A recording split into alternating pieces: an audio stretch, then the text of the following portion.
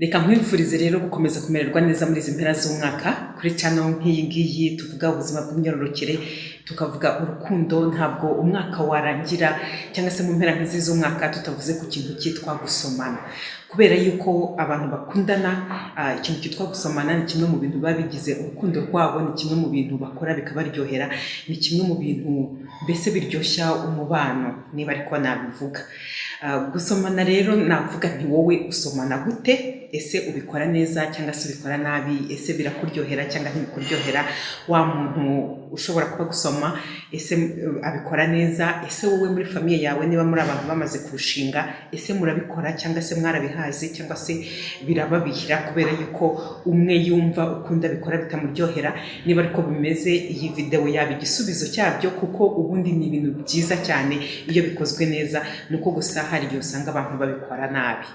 Ibyo ngibyo rero nibyo ngiye kugarukaho uyu munsi. Mu kubigarukaho ndakwereka ibintu 8 udakwiriye gukora mu gihe winjiye muri iki gikorwa, hanyuma nindangiza nkwereke uburyo 5 bwiza cyane bwo kubikoramo, ubundi umuntu mwabikoranye ntazakwibagirwe, akazajya atekereza ati wow, she's or he's a good kisser, akavuga ati arabizi pe, cyangwa se arabiryoshya, cyangwa se bingendekera neza. Icya mbere rero nakubwira mu byo utagomba gukora, ntugasoma umuntu usa naho umurya, ugasanga wamutamiye wese iminwa yageze ahantu hose n'ibicanwa byose byaje. Niba iyo usomye umuntu cyangwa se umuntu agusoma warangiza ukumva wifuje kwihanagura iminwa, ubwo ngubwo nyine biba byamaze gupfa, biba byabaye ibintu bibi. Icyo gihe kuzongera kukwemerera yuko aguha indi kiss biba ari ikibazo gikomeye cyane. Hanyuma rero icya kabiri, gusoma umuntu rwose ntabwo ari ukumurigatisha ururimi, hahandi ugira ngo ururimi rwawe rufite icyo ruri gushaka, hahandi ugira ngo ururimi rwawe ruri muri misiyo yo gushakisha ikintu runaka. Ugasanga urimo urakora ibintu bimeze nko kuzana karimi ukajombajomba cyangwa se ugashyira hirya no hino. Ibyo ngibyo nabyo uba wabyishe, ntabwo biba bikiri romantique, ntabwo biba bikiryoshye. Ntabwo umuntu ukisinga gutyo cyangwa se usoma gutyo ashobora kuvuga ati ibi ngibi rwose uyu niwe nshaka nta wundi nshaka, biba bigoye cyane. Ikindi rero ikosa nanone abantu bakunda gukora mu gusomana ni ugusanga umuntu yikomeje, ugasanga nk'ururimi wajya kurukozaho ugasanga rurakomeye cyane, rwabaye nk'igiti, cyangwa se ugasanga iminwa ye irakomeye cyane ugasanga yabaye nk'igiti. Iryo naryo ni ikosa mu gusomana. Urirekura, donc ibintu bikaba byoroshye, bikaba ari ibisanzwe, bikaba ari ubuzima busanzwe. Niba uzi kugira umwuka utari mwiza, niba uzi ko ugira amacandwe menshi mu kanwa ameze nabi, byaba byiza yuko iki gikorwa ari igikorwa buri gihe ukora uko wakiteguye. Ntupfe kugikora igihe ukiboneye cyose, hanyuma mbere yo kugikora ukabanza ukagenda ukiborosa neza, ugasigara uhumura neza, uri fresh mu kanwa, ku buryo wa muntu ataza kuba yabangamirwa. Gusomana bifite igisobanuro gikomeye, ni ibintu byerekana yuko abantu babiri murimo mu byumva kimwe, ni ibintu byerekana yuko ibintu murimo mwese mubishaka.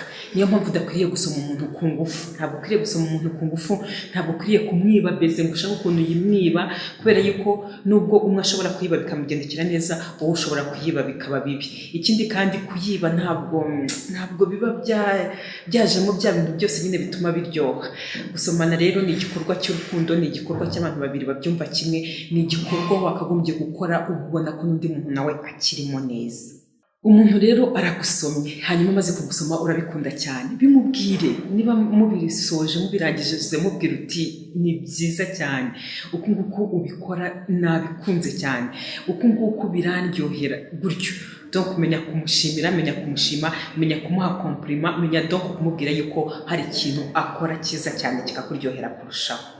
Hanyuma zirikana ko niba usanzwe usoma umuntu mu buryo runaka, ntabwo bivuga yuko ari byo ugomba kuzakomeza gukora byanze bikunze. Cyane cyane numara kureba iyi video, kuba wahindura uburyo bikoramo, kuba washakisha akantu kagashya, ibyo ngibyo ntabwo ari bibi, ni ibintu byiza. Ikindi kandi niba utajyaga usomana n'uwo mwashakanye cyangwa se n'uwo mukundana, kubera yuko byari bitakurimo neza cyangwa se wibaza icyo gukora n'icyo kureka, iyi video ishobora kuza kugufasha kuba noneho wabikora. Cyane cyane niba mwarashakanye, wivuga ngo tumaze imyaka myinshi tudasomana, ngo ubu bwo ngiye kubikora, uze kugerageza hanyuma uzambwira. Tugiye rero kureba noneho uburyo ibintu 5 wagenderaho mu gusoma umuntu akaryoherwa, hanyuma akavuga ati uyu nguyu rwose iyo ntasomanye nawe mba numva ntameze neza mu mutima, mba numva ntanyuzwe. Ikintu cya mbere rero ugomba gukora ni ugukora ku buryo umuntu ugiye gusoma abanza akabishaka. Ibyo ngibyo rero ubikora gute? Muri kumwe, muri babiri, muri ahantu runaka, wakagombye kubanza gufata akanya ko kumureba mu maso. Fata akanya ko kumureba mu maso, hanyuma nawe akurebe mu maso. Mushobora kuba mutakivuga, mwarekera kuvuga, hanyuma mukagenda mwegerana buhoro buhoro, ujyana umutwe buhoro ureba ko nawe azi. Niba ataza, ubwo ngubwo ntabwo ari kugusubiza. Ashobora no kutaza ariko ukabona yuko atari guhunga. Icyo gihe bikwereka yuko nawe igikorwa kirimo, bikaba biguha go ahead cyangwa se bigufungurira inzira z'uko icyo gikorwa mugiye kugikomeza. Hanyuma rero uramwegereye, mwamaze kwegeranya mu maso, hamaze kwegerana, faces zanyu ziregeranye. Ushobora no kudahita umukozaho iminwa, mukabanza mugakozanyaho agahanga, mugakozanyaho izuru, mukabanza mukegerana, mbese mukareka imitima yanyu nayo ikabanza ikaganira, mugafata uwo mwanya wanyu, buri wese akumva koko agiye muri ya gahunda yo kuba ashaka gusoma mugenzi we.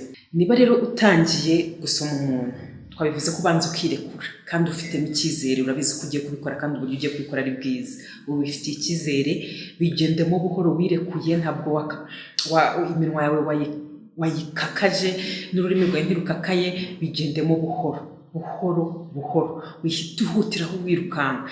Wamaze kumwegera, kumwe twabivugaga, mwamaze kurebana mu maso mwegeranye, buri wese atangiye kumva bishaka, noneho utangira ukoresha iminwa, we guhita ukoresha ururimi, ukoresha iminwa yawe buhoro, hanyuma iminwa yawe uyisiga kuye buhoro, hanyuma noneho kandi mu gihe mukiri muri icyo gikorwa navuze ngo bigendemo buhoro, ushobora no guhita waba uretse ukongera ukamusubiza inyuma gatoya, ukongera ukamureba mu maso, ukareba koko cya gikorwa arimo kugishaka ko akigushaka koko. Hari igihe murebana mu maso nka gutyo mukaba muramwenyuye muraseka, cyangwa se mutanaseka ariko ukabona koko umwe aracyashaka undi, hanyuma mukongera mugakomeza. Mbese ni ukuvuga ngo icyo gikorwa ni ukugiha umwanya wawe wose, nta bintu byo kwirukanka cyane. Mu gihe rero urimo gusoma umuntu, bigira ibintu bishimishije, ibintu bihinduka. Niba watangiriye ku ruhande rumwe, ugere hagati, ukomeze no ku rundi witonze, kuri ya minwa buhoro, ibintu byo kuza gushaka gutangira kumuha ururimi buhoro, urujyane buhoro, si ngombwa kuhita urumuha rwose cyangwa se ukahita urujyanana n'ibicandwe byose. Ariko nkubwire ngo mu gihe utangiye guha umuntu ururimi, bya bintu byo gushaka kumuha amacandwe yawe, ibyo ngibyo uzabyirinde. Ni ibintu ushobora gukora witonze, wenda ku muntu runaka, kubera yuko muzi ko ari ibintu mukunda, ariko ntuzapfe kubikora ku muntu uwo ari we wese utaramenya niba koko ibyo bintu ashobora kubisiporuta, kuko aho kugira ngo yishimire kugusoma, ashobora guhita azana ikintu cy'igiseseme cyane, akumva abuze naho agushyira, bityo ukongera kubona kisi ye bikaba byakugora. Rero irinde kuzanamo ibintu by'amacandwe. Niba utangiye kumuha ururimi cyangwa se niba ugikoresha na ya minwa, ukore ku buryo wa muntu nibirangira adashaka ibintu byo kwihanagura, nk'uko nari namaze kubitangira mbivuga. Bigendemo rero buhoro kandi bigira ibintu bishimishije, kandi n'intoki zawe uzikoresha umenya aho ziri, ese ziri mu mutwe, mu musatsi we, ese ziri mu mugongo we, ese zirimo ziramukorakora ahandi hantu. Donc nazo zikoreshe, bibi bintu kuko byerekana yuko umushaka wese. Mu gusomana rero umuntu ashobora gukoresha iminwa nk'uko twabivuze, ndetse mu gihe kinini cyane ushobora gukoresha ururimi ukarukoresha neza ku buryo bitaje na mugenzi wawe kandi ugenda wiyumvamo ko akwakira. Ariko ushobora no gukoresha amenyo ukaba wayarumisha gatoya cyane ku munwa we wo hasi, ariko kuri bwa buryo utaza kumuruma cyangwa se kukomeza umunwa we akumva ameze nk'umuntu ushatse kukwiyaka, ahubwo ibintu biryoshye bimeze neza bituma uvariya cyangwa se ugenda uhindura ibyo wari urimo gukora. Ibyo rero birashoboka. Ikindi kandi ugomba kuzirikana nuko umuntu ntabwo asoma ku munwa gusa, ushobora gusoma umuntu mu gahanga, kwerekana yuko umukunze cyane, umwishimira kandi wumva umuproteja. Ushobora gusoma umuntu mu kiganza kubera yuko wishimiye cyane kuba muri kumwe, cyangwa se n'ibyo yagukoreye n'ibindi.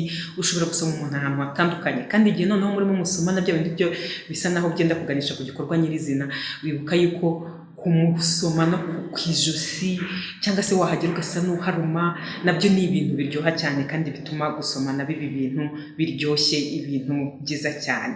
ibyo rero nibyo nashaka kukubwira. Wikumva ko buri gihe umuntu mukundana cyangwa se umuntu mwashakanye byanze bikunze ugomba kumusoma uko ubyumva cyangwa se uko ubonye. Kuzirikana ko niba ari mu gitondo mubyutse, ese iyo mubyutse mu gitondo umwuka wawe mu kanwa umeze gute, ese uba ufite ururenda, ikintu cyo nakwita nk'ururenda mu kanwa, icyo gihe biragusaba yuko uzajya ubitekereza ukabanza ukagenda ukiborosa kugira ngo ube uri fresh, kugira ngo umusome nawe abikunze abishaka. Kandi nanone niba nta kibazo unafite, ukamenya uburyo bitangira, ukamenya uburyo ubijyamo, ukamenya uburyo bitwara buhoro, hanyuma kandi ukamenya kwirekura nk'uko twe twabivuze, ukareka kwikomeza ngo umuntu agire ngo arimo arahonda ku giti, kandi ukavariya, ukaburanya, ukamenya icyo ukora, aho uvana n'aho ugeza, mukibuka gufata umwanya wanyu wose, mukibuka kurebana. Rero reka mvuge nizere ko hari icyo iyi video igufashije. Niba nawe ufite tip cyangwa se akantu k'ubwenge watubwira gashobora gufasha umuntu mu kumenya ukuntu asoma umuntu, bikaba byiza cyane, ntazongere kumwinuba, gashyire hano muri comment, hanyuma muri izi mpera z'umwaka za Noheli na Bonane, ku bantu bakundana bizabe ibintu byo gusohokana, mukaryoshya, mukishima, ndetse mwagera no muri gahunda nk'izo ngizo mukazikora neza ku buryo umuntu avuga ati umuntu mfite nta wundi muntu umuruta.